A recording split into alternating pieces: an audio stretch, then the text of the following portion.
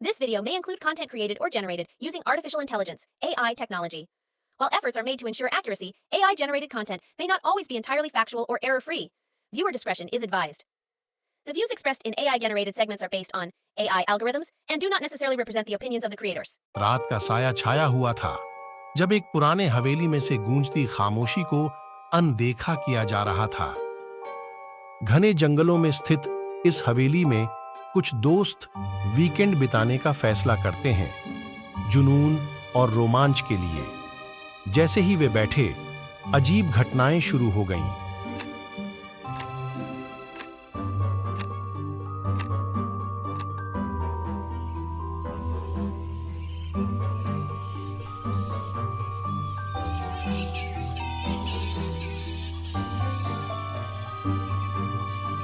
बड़े घड़ी की घंटी हर मिनट का समय बता रही थी। प्रत्येक टिक हवेली में गूंज रहा था, जो बढ़ती हुई भविष्यवाणी की भावना को बढ़ा रहा था। जैसे ही रात गहरी होती गई, दीवारों से फिसलती हुई बातें सुनाई देने लगीं। मात्र सुनाई देने वाली नहीं, लेकिन उनकी रीढ़ की हड्डियों में शीतलता भेजने वाली थी।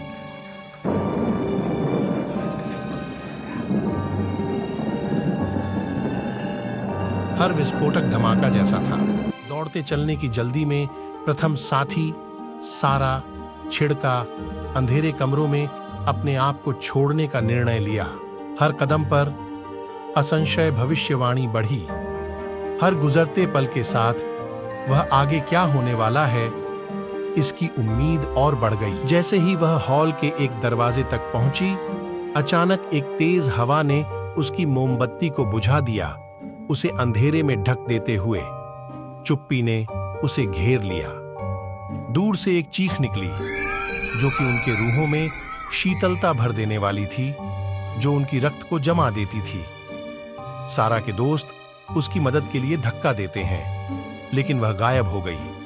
सिर्फ एक हल्की हंसी छोड़ गई, जो हवेली में तहस नहस कर दी। मिनट बीते जैसे घंटे।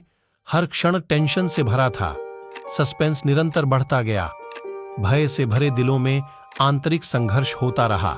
टूटती हुई शीर्षकियों की बराबरी करते हुए उन्होंने एक घोंसली आदमी को देखा, जिसकी खोखली आंखें उन भयभीत दोस्तों पर टिकी थीं।